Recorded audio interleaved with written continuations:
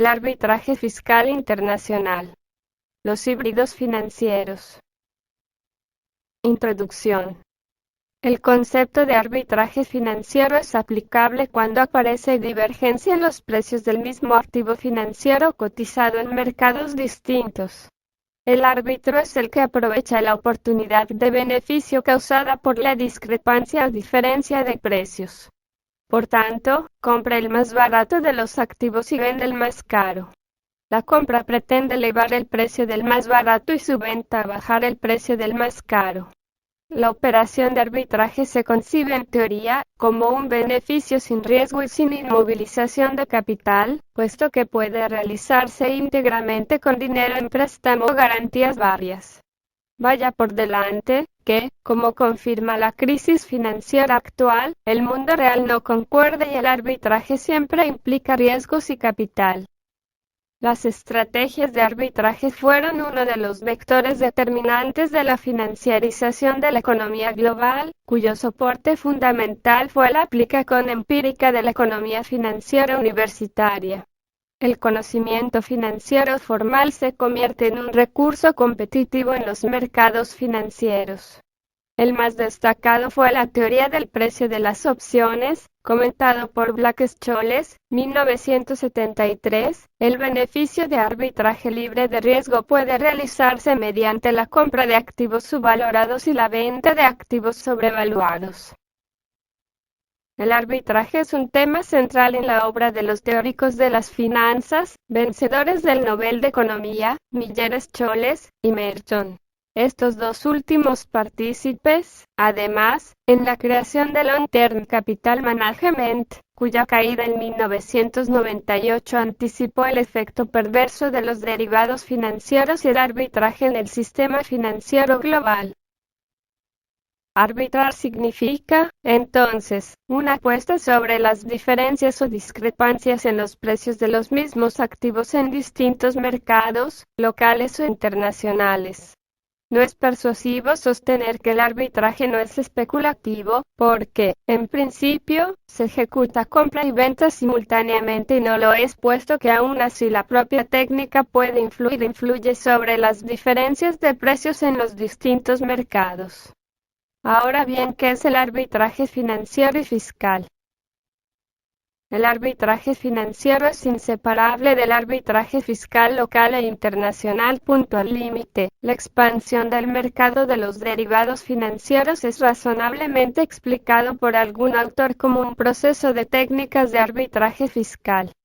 La planificación fiscal combina los métodos financieros para su máxima rentabilidad y la organización del mínimo impuesto, sea, por el empleo de vehículos híbridos en forma de sociedades o entidades transparentes o en atribución de rentas y, básicamente, por la creación específica de derivados financieros que hurtan la calificación de capital o deuda.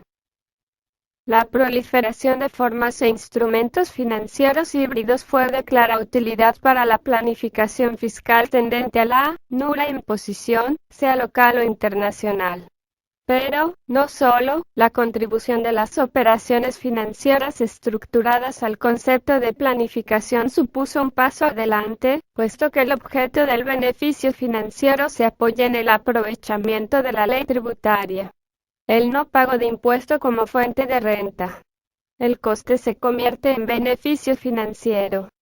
El arbitraje es el punto de encuentro entre la planificación fiscal y la elusión fiscal intencional, mediante el uso de operaciones financieras estructuradas, vehiculadas a través de sociedades y entidades e instrumentos opacos dirigidos a la minimización del impuesto como fuente de beneficio, en el sistema tributario local o entre sistemas tributarios de distintos países.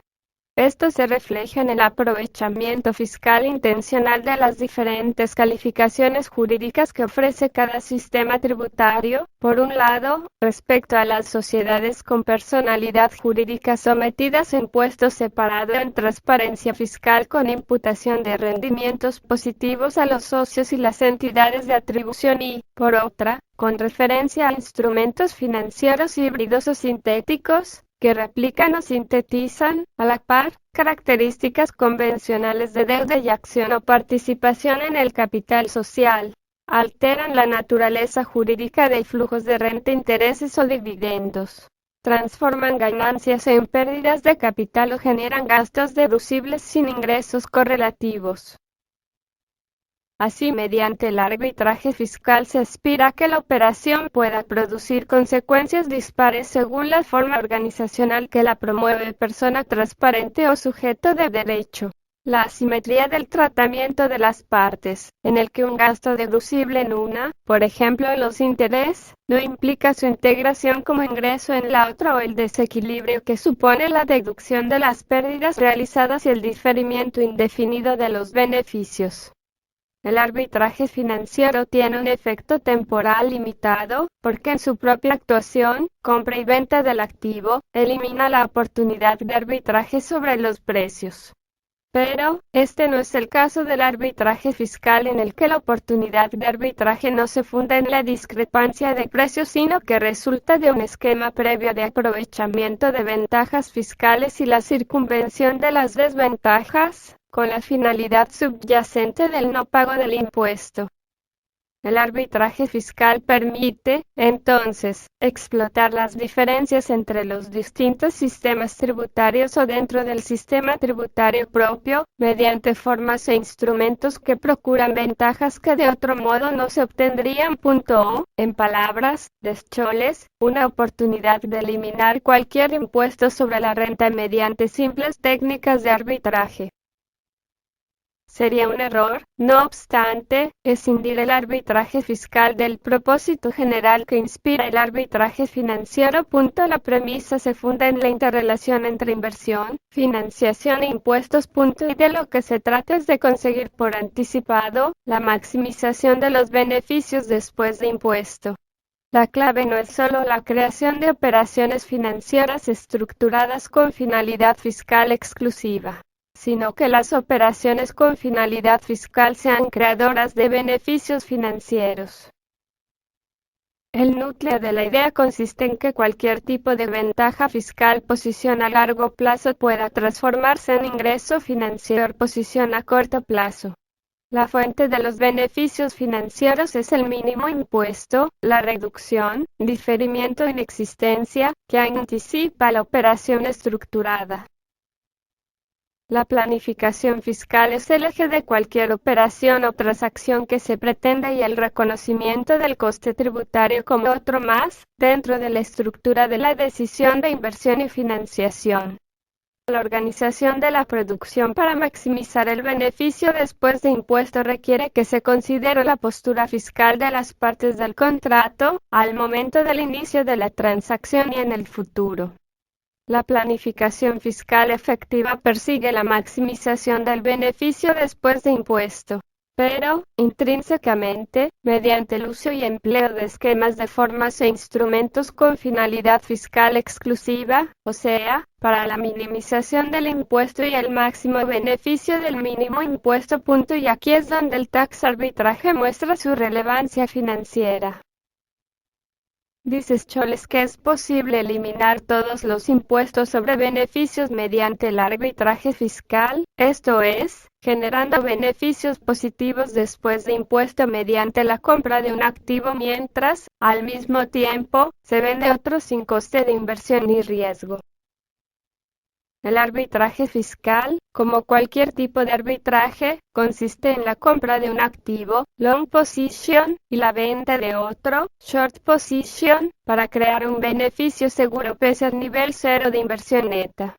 El activo a largo sostiene e identifica un beneficio fiscal, créditos, deducciones, pérdidas, exenciones, amortizaciones, y el activo a corto supone convertir lo que no se posee en fuente de beneficio financiero. El arbitraje no sobreviviría si los productos financieros y fiscales similares recibieran tratamiento equivalente en los distintos mercados.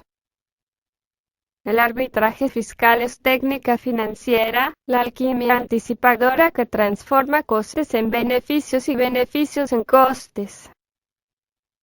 El arbitraje, en su traducción jurídica, otorga especial énfasis a las lagunas de derecho, a las antinomias, a la ausencia de norma expresa. En la globalización, el problema radica que las brechas pueden descubrirse por doquier y operaciones análogas filtrarse por ámbitos que no las prevén, las disciplinan en forma distinta o incompleta. La planificación fiscal mediante, entre otros, esquemas de arbitraje resulta el elemento nuclear de la elusión intencional. Y esto no es peyorativo, como entiende Scholes, citando una expresión del juez Learned Hahn, cuando afirma que no tiene nada de malo organizar los negocios de cada uno para pagar el menor impuesto posible.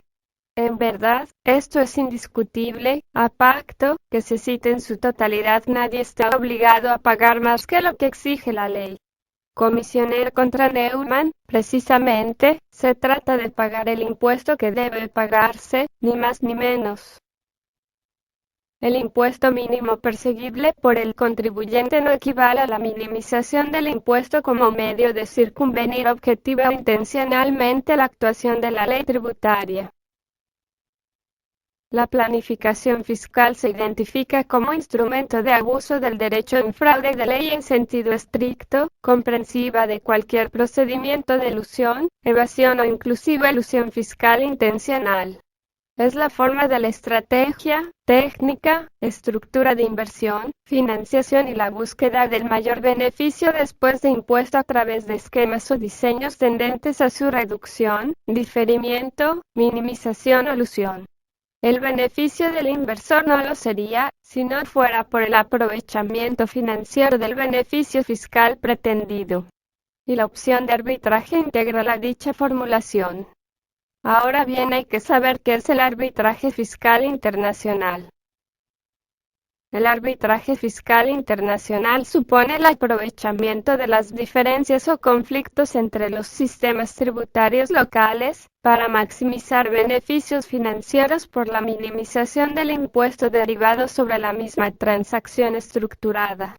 Así, afirma Rink, los contribuyentes explotan la intersección de los sistemas tributarios para eliminar o reducir sustancialmente su impuesto sobre la renta. El arbitraje de calificación representa el transporte de ida y vuelta de una operación común, desde un ámbito de tasación determinado legalmente hacia otro y viceversa, mediante formas e instrumentos que pretenden la no sujeción o la máxima ventaja fiscal en ambos, recurriendo al aprovechamiento de las discrepancias en orden al carácter del rendimiento periódico excepcional, a la fuente territorial o extranjero, a la deuda contra capital. El AFI trasunta un comportamiento deliberado e intencional para explotar las diferencias entre los sistemas tributarios locales, con finalidad fiscal exclusiva, utilizando figuras e instrumentos jurídicos lícitos, sea para procurarse una duplicación de beneficios fiscales, obtener gastos deducibles sin ingresos correlativos, recalificar como gastos rendimientos gravados, duplicar pérdidas o amortizaciones. El interrogante consiste en el análisis de un modo de planificación financiera fiscal internacional que, al mismo tiempo, perjudica el interés fiscal de, al menos uno de, dos países o de ambos, para obtener ventajas mediante construcciones artificiosas, que de no existir, no se producirían. O sea, hay una estrategia de arbitraje internacional que pretende la maximización de beneficios de una actividad y en la cual prevalece la minimización del impuesto para conseguirla. La idea es evitar, por uno mismo, la doble imposición mediante la doble no imposición. El AFI puede aspirar a una doble reflexión.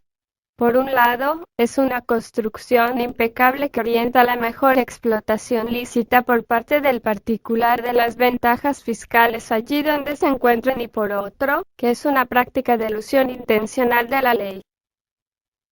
La legitimidad del AFI tiene en Rosenblum su mejor expresión. El AFI no implica la aplicación incorrecta o abusiva de las leyes tributarias de los países afectados. La transacción, entidad o acuerdo cumple estrictamente con las exigencias legales en cada uno de ellos. Es evidente que las diferencias entre los sistemas ofrecen al contribuyente una mayor ventaja que la que surgiría de su actuación en un único país. Pero, esto, no puede criticarse. El atractivo de la AFI es que no le son aplicables ninguna de las objeciones a una planificación fiscal agresiva o abusiva, porque desde la perspectiva de la ventaja de un país, no hay agresividad ni abuso. No hay ninguna razón por la cual un Estado debe tomar en cuenta los beneficios de un contribuyente sometido a las leyes de otro Estado, respecto a rendimientos o actividades que el mismo no sujeta. El tratamiento de esos rendimientos y esas actividades no compete al Estado de residencia en un escenario global en que no hay una autoridad supranacional que ordene e imponga la armonización de las normas tributarias entre jurisdicciones. Invocar el sistema fiscal internacional no constituye una explicación, puesto que dicho sistema aparece como pura imaginación. A nivel de los particulares es difícil discernir la existencia de algún principio internacional de obligado cumplimiento. No hay norma general que impida la AFI. Rosenblum, como perito en un caso de elusión fiscal por arbitraje fiscal en Nueva Zelanda, basado en operaciones estructuradas sobre la base de acuerdos de venta-recompra de activos financieros repos, reafirma que no hay nada de anormal, un uso a lo malévolo en maximizar y repartir los beneficios ofrecidos por el hecho que las leyes de Estados Unidos y Nueva Zelanda adopten posiciones diferentes. Ver estos ejemplos como elusión fiscal es como acusar a los contribuyentes de aprovecharse de los beneficios legales a su alcance. El resultado no le fue propicio. La Corte Suprema condenó al Banco de Nueva Zelanda por un acuerdo de elusión fiscal en la realización de operaciones financieras sin contenido económico, dirigidas a alterar la incidencia fiscal del impuesto. Avillona exhibe, al contrario, la necesidad de control y regulación de la AFI. El principio general de una imposición señala que cualquier actividad transfronteriza debe estar sujeta al impuesto por una vez, esto es, no más ni menos que una vez. Ello supone que así como debe evitarse la doble imposición, lo mismo vale para la no doble imposición. El AFI es contrario al principio de una imposición, por cuanto sus efectos implican que los rendimientos o beneficios sean sometidos en menos de una ocasión o, al límite, en ninguna. Ring, por su parte, asume la crítica al AFI provocado por la planificación fiscal del contribuyente para conseguir la no imposición, postulando un método de equilibrio que permita identificar y evaluar los objetivos de los países ante cada caso de arbitraje. Ello permite una respuesta combinada de armonización y competencia e independencia entre los estados. El objetivo es comenzar por el arbitraje fiscal, el entendimiento entre países con diferentes sistemas tributarios, para lo cual es obligado el desarrollo de una visión de las relaciones internacionales que aproxime las intersecciones entre regímenes. Precisamente, esas intersecciones son las brechas de la AFI. La premisa de la legitimidad de la AFI da por sentado que los materiales del acuerdo para llevarlo a cabo son legítimos. La propuesta de formas e instrumentos para procurarse la ventaja fiscal en uno o ambos países no ofrece sombra de dudas. Pero, por definición, se trata de un propósito en fraude de ley utilizar procedimientos técnicos lícitos para adquirir situaciones de ventaja con finalidad fiscal exclusiva o prevalente que, de otro modo, no se conseguirían. El arbitraje fiscal financiero no tiene otro fundamento que el ahorro fiscal en fraude de ley, del propio país o del país huésped. Pero, aun siendo cierto, no es suficiente. En efecto, no hay fraude de ley, en su pura objetividad, cuando el propósito del contribuyente es deliberado e intencional. El propio Rosenblum reconoce la elegancia y belleza de los esquemas de planificación fiscal que refleja el AFI. Más allá de la metáfora, se trata de una estrategia de minimización fiscal racionalmente concebida y dirigida principalmente a la elusión fiscal intencional, vale decir, pública no oculta, que la hace particularmente insidiosa. El punto es que para explicar el AFI no puede apelarse a una de las leyes aplicadas, sino a todas y al mismo tiempo. Solo en ese modo puede percibirse que los conceptos legales superficialmente comunes son específicos y distintos sociedad o partnership. interés o dividendo, propiedad legal o propiedad económica, préstamo capital. La definición y ámbito de aplicación de conceptos compartidos aprecia discrepancias que sirven para su aprovechamiento fiscal. Esto no significa nada reprochable, a no ser que se verifique a través de estructuras artificiales destinadas en forma precisa a la obtención de la ventaja fiscal, en uno o ambos países. No es solo el análisis singular de la transacción en una jurisdicción lo que es relevante, sino el análisis combinado de su eficacia en la otra jurisdicción. El criterio, como subraya Villona, es que la transacción realizada debe pagar, al menos, por una vez, en alguno de los países comprometidos. El principio general que reprocha la doble imposición sirve para la no imposición. Esto resulta evidente en el derecho tributario convencional. Así, en el artículo 23(b) del modelo OBDE, se afirma que cuando el residente de un estado deriva renta o posee capital el cual, de acuerdo a las disposiciones del CDI, deben ser gravados en el otro estado, debe interpretarse en relación a los posibles casos de no imposición que pueden surgir bajo el artículo 23(a). Es, por tanto, predicable que el principio de una imposición sea claramente aplicable en presencia de un CDI. No es esta la posición de la International Fiscal Association. El eje de su posición es que el CDI no está basado en la idea de impedir la doble no imposición. No hay obligación expresa que sugiera que al menos uno de los estados contratantes debe aplicar el impuesto. En contra de los propios comentarios y publicaciones de la OCDE, se duda que el principio de doble no imposición sea inherente a los tratados. Decía Pugliese en 1930 lograr que una empresa de carácter internacional sea globalmente sujeta a una carga fiscal igual a la que sería sometida si ejercitase su actividad en un único estado. En sustancia, idealmente, los impuestos o cuotas de impuestos aplicados en los diversos estados deberían semejarse a fragmentos de un todo que, reunidos, reproducen la unidad. La solución a la doble imposición no es la no sujeción o la doble no imposición. El AFI es una forma particular de doble no imposición o no sujeción mediante el aprovechamiento de la disparidad de normas entre distintos sistemas tributarios. El principio tributario ordinario es que la capacidad económica del contribuyente sea sometida a impuesto, cualquiera que sea el sitio de su manifestación, y que lo sea al menos en una ocasión. Lo contrario, implica atribuir al CDI la fuente de tratamiento diferenciado y discriminatorio en el comercio multilateral para los beneficiarios de su aplicación, con exclusión de todos los demás. Sin perjuicio de recordar que desde sus inicios el CDI persigue evitar la doble imposición y la evasión fiscal. Estados Unidos e Inglaterra, que resultan pioneros en detectar la erosión de bases imponibles a través de la AFI, incorporaron en 2001 el artículo 24-4(c) al nuevo CDI entre ambos países.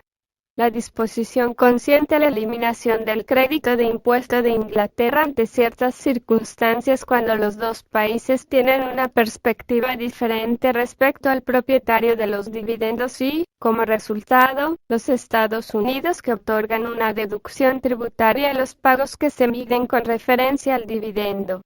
Específicamente, se afrontaba el uso abusivo de operaciones de venta-recompra de activos repos. Inglaterra lo contempla como una venta de una persona de Estados Unidos a otra suya residente. Pero, en Estados Unidos, la transacción se considera como un préstamo con garantía en los títulos accionarios, por lo que el prestatario utiliza las reducciones por intereses. En consecuencia, los dividendos pagados al residente británico se tratan como si fueran intereses del préstamo. La duda, en cualquier caso, estaría en ausencia de cláusula contenida en el CDI, o sea, si hay un principio general aplicable aunque no haya tratado que específicamente lo exponga entre los estados. El interrogante es si el AFI sirve de soporte a procedimientos de elusión fiscal o no.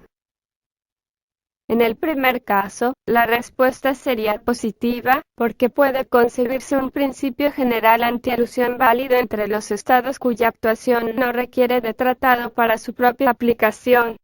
Es más o menos similar a la aparición y evolución del principio general de competencia fiscal lesiva o el desarrollo espontáneo de intercambio de información tributaria entre estados. En cambio, si se sostiene la legitimidad del AFI, con abstracción de su finalidad y efectos, resulta difícil justificar el principio general de doble no imposición fuera del CDI, a menos que se acepte el criterio de equivalencia con el impuesto legal mínimo, es decir, que algún deber legal de contribuir al gasto público debe cumplirse en algún momento y en algún sitio, siempre que se realice un hecho imponible demostrativo de capacidad económica.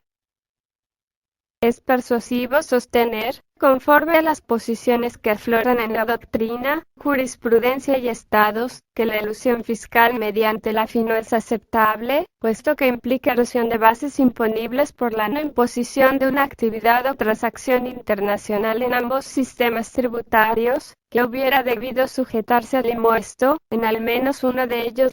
Y aún más importante, porque se adoptan medidas anti-AFI en forma unilateral, con lo cual se proyecta el efecto jurídico de normas locales sobre otra u otras jurisdicciones, en su favor.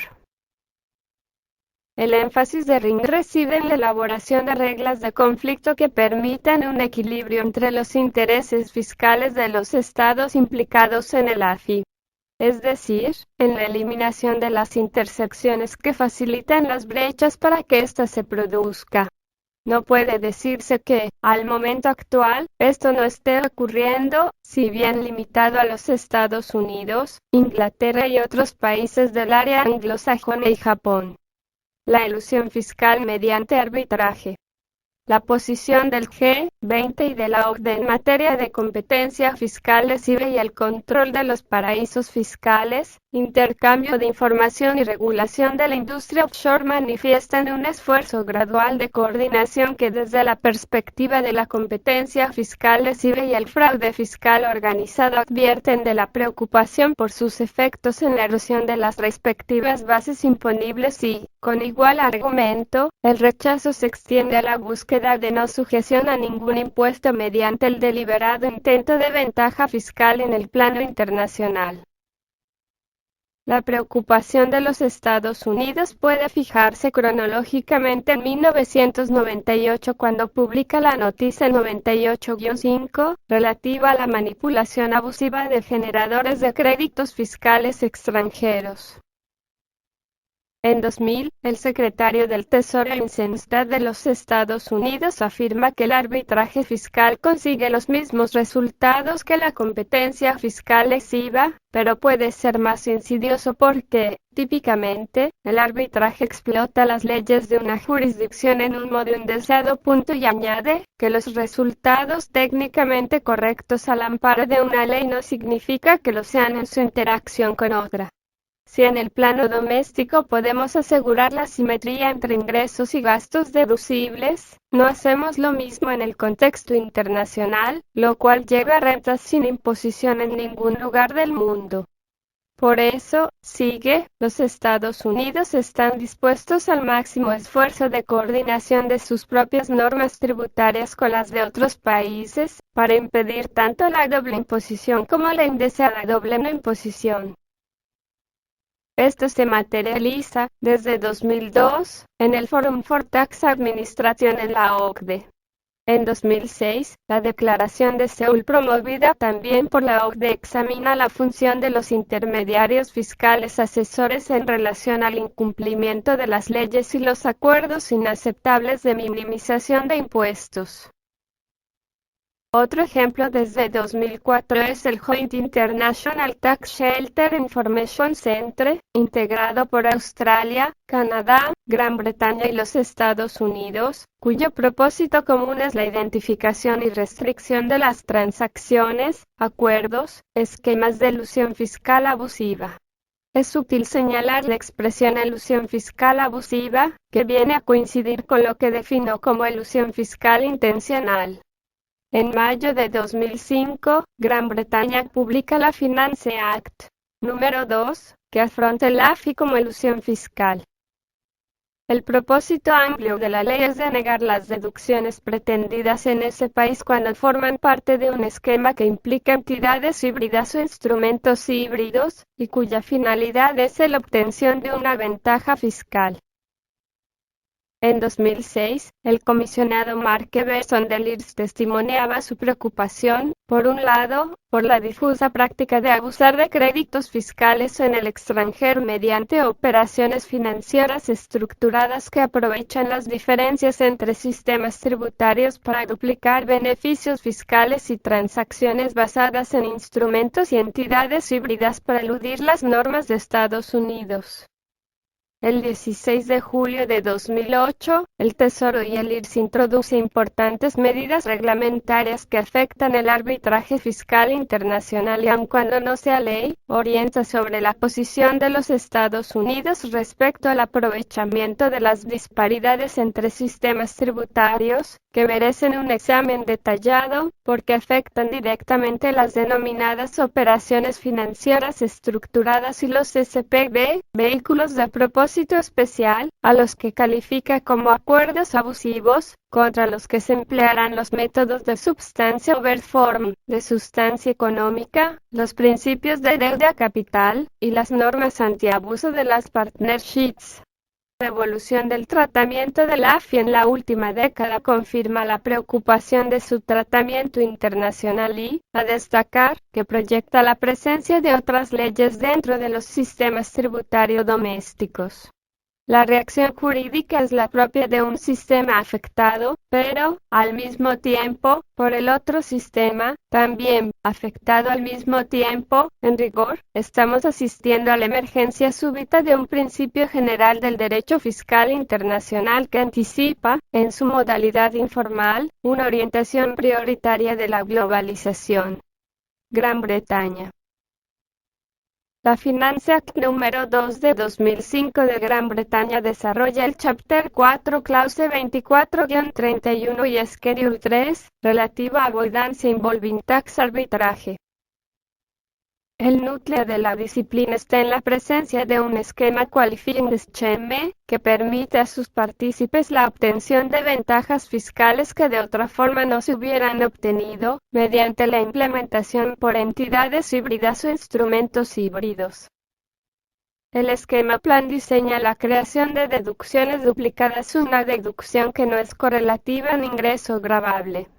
Es un esquema deliberado determinado por las intenciones de las partes y existe el propósito principal si cualquiera de los participantes tiene como finalidad principal lograr una ventaja fiscal, de la comparación entre el esquema estructurado y el que hubiera presidido la misma operación en ausencia de entidad o instrumento híbrido. Podrá inferirse si las deducciones del esquema estructurado se habrían verificado o lo hubieran hecho en menor cuantía. En suma, aislando el arbitraje podrá constatarse su influencia directa en el incremento de la ventaja fiscal conseguida, que, de otra manera, no sería logrado. El esquema procura una ventaja a la persona siempre que suponga un beneficio fiscal o un aumento del mismo en el impuesto sobre la renta o sociedades, incluido el crédito de impuesto, una devolución o un aumento de la misma de los dichos impuestos, la elusión o reducción de una obligación tributaria respecto a tales impuestos. En particular, si el perceptor del ingreso no paga el impuesto que corresponde a una deducción en el cálculo del beneficio. La disciplina se aplica al residente en el país y al no residente sometido al impuesto sobre sociedades, siempre que el esquema cualificado implique una entidad o instrumento híbrido. La entidad híbrida es aquella que en una jurisdicción recibe trato como persona y en otra u otra sus ingresos y gastos son imputados o atribuidos a sus miembros o socios. Híbrida significa que hay sujetos pasivos reconocidos fiscalmente con prescindencia de sus socios y, al mismo tiempo, en otros ámbitos, no lo son y, en cambio, lo son sus socios o miembros en sus participaciones. La cuestión es si la entidad está justificada o su existencia obedece solo al propósito de obtener una ventaja fiscal. La identificación diversa de las entidades es, desde siempre, una de las fuentes de la AFI.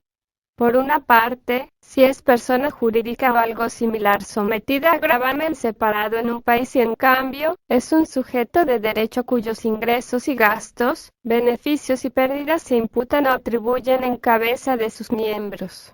La situación promueve beneficios fiscales en las relaciones entre ambos contribuyentes, sea para diferir el impuesto en el régimen de transparencia fiscal internacional, obtener deducción por dividendos recibidos o créditos fiscales por los impuestos satisfechos en ambos países. Por otra punto a la inversa, el sujeto de derecho en un país en su vinculación con una persona jurídica en otro imputa o atribuye los beneficios, pérdidas, créditos, deudas, a sus miembros y los pagos entre esas entidades no tienen repercusión en el país de residencia del sujeto de derecho.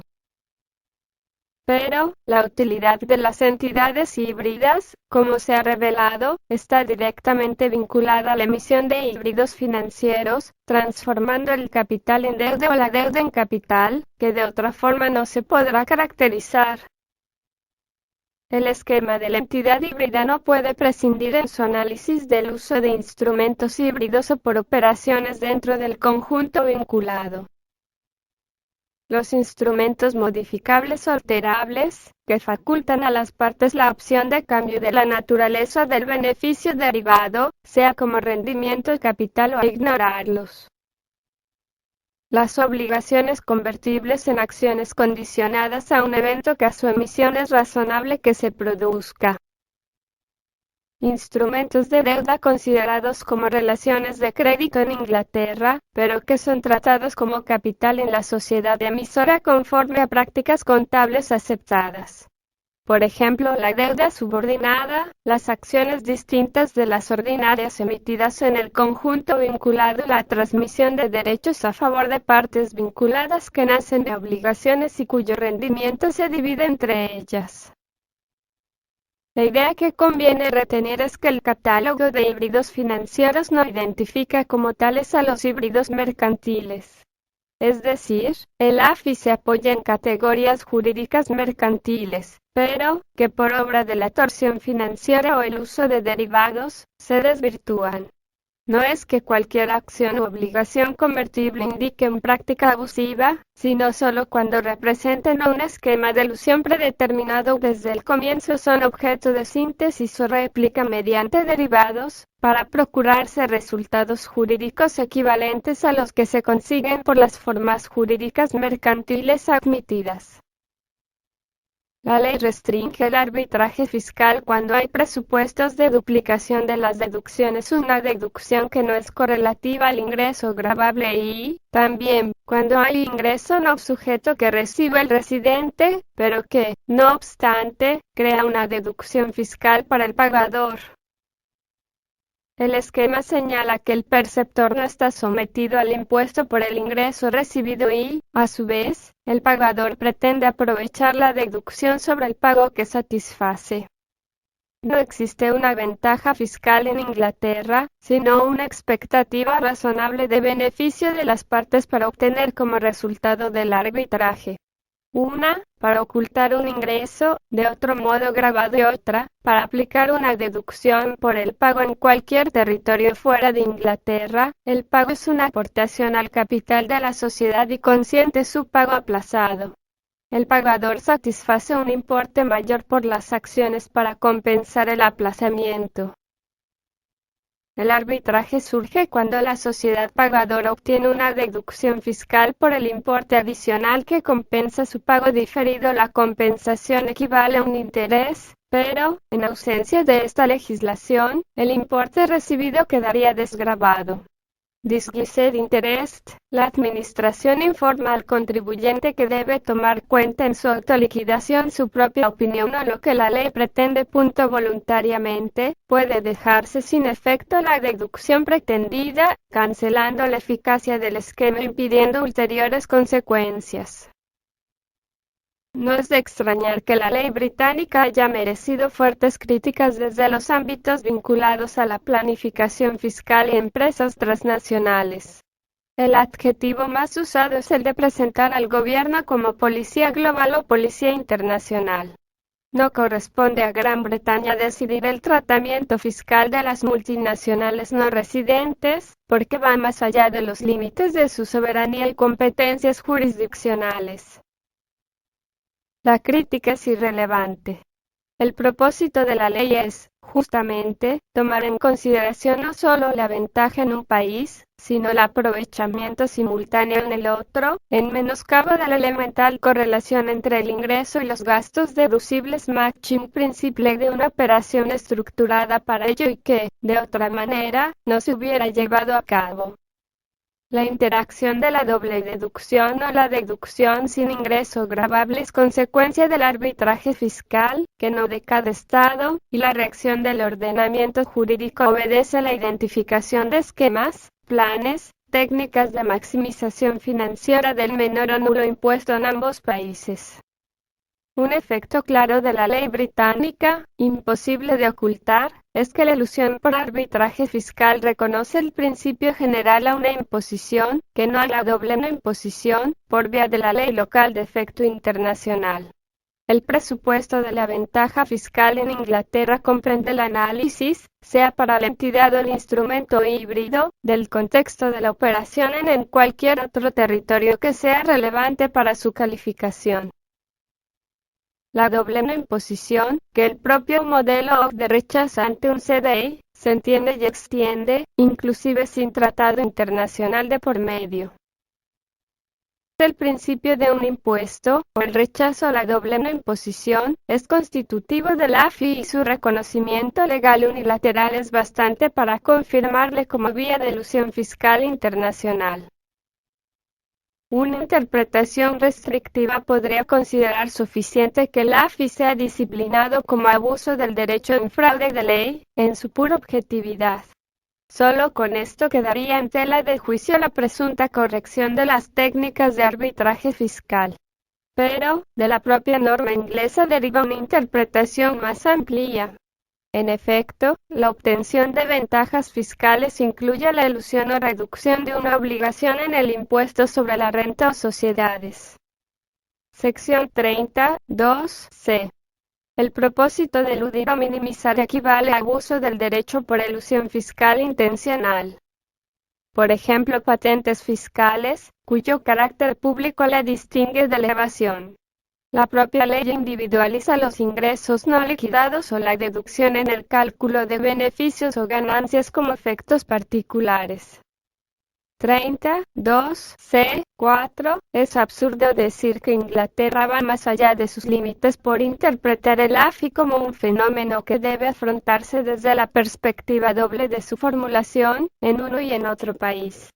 Al contrario, es la única perspectiva que puede adoptarse, porque la operación no puede desestructurarse, so riesgo de quedarse en el culto literal y formal de las disposiciones locales, sin relación alguna con el perjuicio a los intereses fiscales recíprocos que se realizan. Estados Unidos.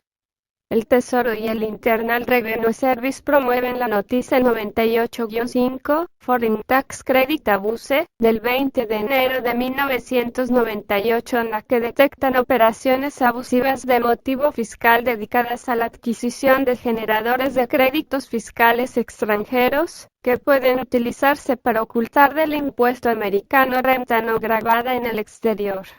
Estas transacciones suponen la compra de activos que originan un flujo de rendimientos sometidos a retención en la fuente o la duplicación efectiva de ciertos beneficios fiscales por el uso de ciertas estructuras dirigidas a explotar las diferencias entre las leyes de Estados Unidos y las leyes extranjeras.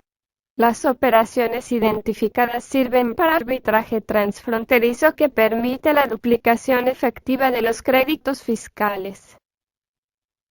El crédito de impuesto extranjero, en el sistema de la renta mundial, se justifica para evitar la doble imposición entre el estado de residencia y el estado de la fuente por las inversiones en el exterior efectivamente sometidas a impuesto por sus actividades en el extranjero. Pero, esto no es siempre así, puede interesar a algunos contribuyentes sometidos a nula o baja fiscalidad exterior la compra de créditos fiscales, para reducir su impuesto en el estado de residencia. Los beneficios de los créditos fiscales son subvenciones del Tesoro de los Estados Unidos a los contribuyentes que actúan y obtienen rentas en jurisdicciones de baja o nula fiscalidad. Hay dos clases de abusos de créditos fiscales extranjeros.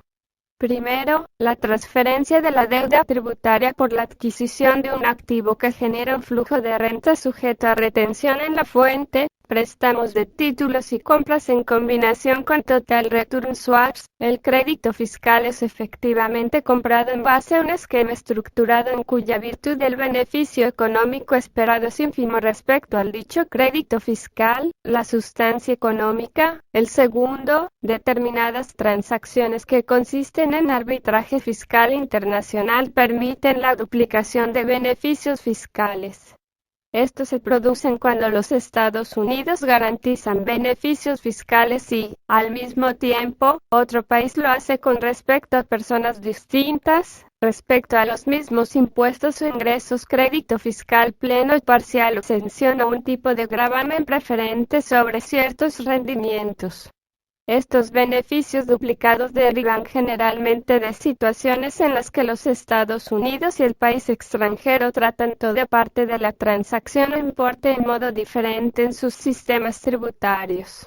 El contribuyente explota dichas diferencias abusivamente cuando el beneficio económico esperado es ínfimo comparado con el crédito fiscal generado. La sustancia económica. La noticia 2004-19 de 15 de marzo retira, no obstante, la noticia 98-5. El motivo fueron determinados fallos judiciales que impugnaron dicha reglamentación por considerar que no se ajustaba a la normativa vigente sobre créditos fiscales extranjeros. En particular, las operaciones de arbitraje fiscal internacional. No obstante, se anuncia que se continuará señalando las transacciones abusivas de créditos fiscales extranjeros, que implican una separación inadecuada de los impuestos extranjeros del beneficio o renta relativos en los que dichos impuestos extranjeros son impuestos sobre cualquier persona respecto a una entidad. El propósito es desconocer el crédito de los impuestos extranjeros o el reparto de los impuestos extranjeros entre los participantes de la operación en un modo que sea más compatible con su economía subyacente. Así, la noticia 2004-20, 15 de marzo, bloquea el crédito fiscal que no se corresponde a la renta impuesto americano para el residente, relativa a la compra de acciones de una sociedad extranjera por una sociedad local y un esquema predeterminado para vender los activos de esa sociedad en una operación para generar impuesto extranjero sin ingreso correlativo en los Estados Unidos. Esta operación queda catalogada a efectos de tax shelter. En este itinerario, la Administración mantiene la posición sobre el arbitraje fiscal internacional, produciendo guías y orientaciones puntuales. En un memorando de desarrollo, de 8 de junio de 2006, se explica que un generador de crédito fiscal extranjero es abusivo cuando se crean complejas estructuras para crear y eliminar el impuesto extranjero que origina el crédito fiscal de modo que no se paga impuesto extranjero alguno pero se solicita un crédito fiscal como si se hubiera hecho.